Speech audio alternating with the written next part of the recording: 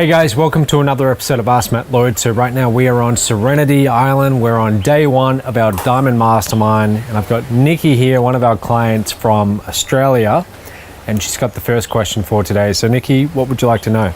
I would like to know what's more important, having skill or desire? Okay, so succeeding as an entrepreneur, what's more important, skill or desire? Definitely it's going to be desire. Skill can always be learned. Any skill out there, whether it's learning how to do Facebook marketing, learning how to hire people, learning how to build systems, learning how to drive traffic, all of these things can be learned. But the desire part, some entrepreneurs have it and some entrepreneurs just don't have it and are better off honestly just staying in a job. So you've got to have that desire, because if you don't have that desire, inevitably as an entrepreneur, you're just going to have challenge after challenge.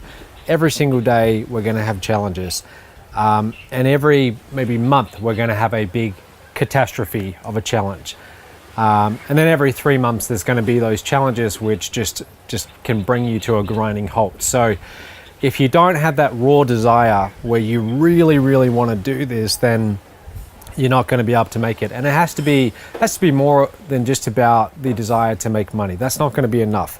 It's got to be something beyond that.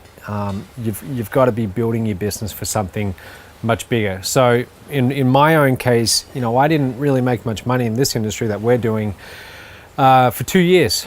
For 2 years. So just day in, day out, 7 days a week, I was working away. Didn't make my first sale for 9 months, and then it took me a good 2 years before I even started getting paid where it was even worth putting time into it.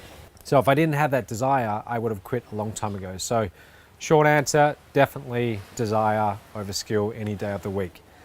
All right, so if you've got a question for me, go to askmattloyd.com, but otherwise, we'll see you tomorrow.